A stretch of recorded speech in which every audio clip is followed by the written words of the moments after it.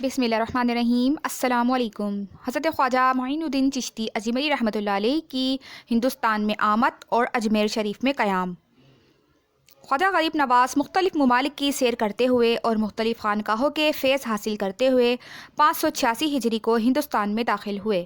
اس وقت آپ کی عمر 53 برس کی تھی۔ خواجہ غریب نواز ہندوستان کے مختلف شہروں سے ہوتے ہوئے 587 ہجری کو اجمیر شریف پہنچے۔ اس وقت اجمیر میں پرتھوی راجا کی حکومت تھی اور پنجاب اور راجپوتانہ کا علاقہ شہاب الدین غوری کی ترک تازیوں کی جولان کا بنا ہوا تھا۔ پنجاب سے غزنوی حکومت کا خاتمہ ہو چکا تھا۔ اب لاہور اور ملتان پر غوری سلطنت کا پرچم لہرا رہا تھا۔ پرتھوی راجا کی والدہ بڑی نجومی تھی۔ اس نے 12 برس قبل ہی حضرت خواجہ صاحب کی آمد کی خبر دی تھی اور اپنے بیٹے پرتھوی راجا کو آگاہ کیا تھا کہ ایک مرد بزرگ ہوگا جس کی وجہ سے تیری دولت اور سلطنت ختم ہو جائے گی۔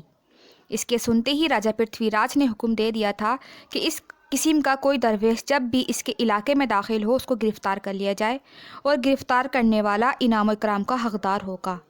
جب آپ اجمیر شریف میں داخل ہوئے تو لوگوں نے آپ کو ستانا اور پریشان کرنا شروع کر دیا۔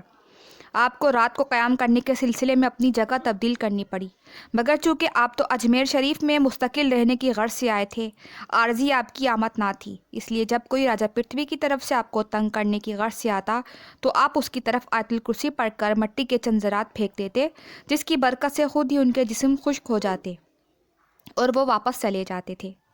بڑے بڑے جادوگر حلقہ بگوش اسلام ہوئے۔ خواجہ صاحب اس کی راجدھانی میں بیٹھے اللہ تعالیٰ کے فضل و کرم سے اسی کی رعایا کے دل اپنے حسن اور اخلاق اور کردار سے مسخر کر رہے تھے۔ آپ نے تھوڑے ہی دنوں میں اپنے اخلاق، پیام محبت، پاک پاک زندگی، غرض اپنی صورت و سیرت کا لوگوں کے دلوں پر ایسا نقش بٹھایا کہ انہیں اپنا گرویدہ بنا لیا۔ پرتھوی راجا نے آپ کی آمد کو مختلف انداز و طریقے سے ناپسندیدگی کا اظہار کیا۔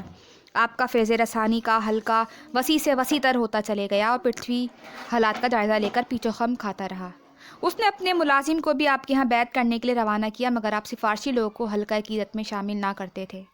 پرتھوی راج کا ایک ملازم آپ کے حلقہ عقیدت میں شامل ہوا تو پرتھوی راج اس کے بڑا خلاف ہو گیا اور اسے طرح طرح سے تنگ کرنا شروع کیا۔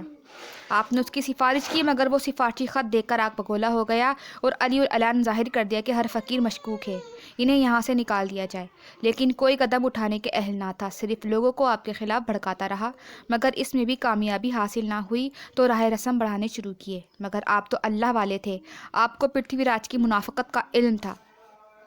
پرتھوی نے اپنے ایک ملازم کو آپ کی خدمت میں بھیجا کہ اس کو مرید بنا لیا جائے، مگر آپ نے اس کو مرید بنانے سے انکار کر دیا، کیونکہ مرید بننے کے لیے جن خوبیوں کا ہونا ضروری ہوتا ہے وہ اس کے اندر موجود نہ پائیں۔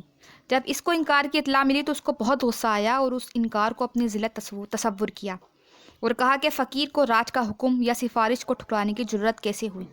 پرتھوی نے اس بات کو بہانہ بنا کر شہر سے نکل جانے کا حکم دے دیا۔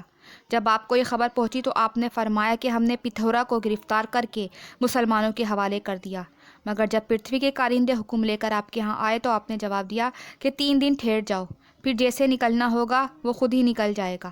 دوسرے دن معلوم ہوا کہ شہاب الدین غوری کے سفیر راجا کے پاس آئے اور حکم لائے کہ پرتھوی راجا قلعہ ہٹھنڈا سے اپنا قبضہ اٹھائے اور اسے سلطان کے حوالے کر دے۔ اگر اس نے انکار کیا تو جان لے کہ سلطان ایک زبردست لشکر لے کر پہنچ رہے ہیں، پھر اس کے لیے کوئی جائے پناہ نہ رہے گی۔ مگر پرتھوی نے شہاب الدین کے سفیر کو سخت جواب دے کر واپس کر دیا اور خود جنگ کے لیے تیار ہو گیا۔ نارائن کے مقام پر دونوں فوجوں میں مقابلہ ہوا جس میں پرتھوی راج گرفتار ہو کر قتل ہو گیا۔ اس طرح حضرت خواجہ صاحب کی پیشگوئی صداقت پر مبنی ثابت ہوئی۔ ان کے بعد شہاب الدین غوری اجمیر شریف میں آیا کہ خواجہ صاحب کی خدمت میں بھی حاضر ہو کر نذرانہ عقیدت حاصل کیا۔ خواجہ صاحب نے بڑی محبت اور لطف کا برتاؤ کیا اور دعا کے ساتھ رخصت کیا۔ یہ واقعہ 589 کا ہے۔ شکریہ۔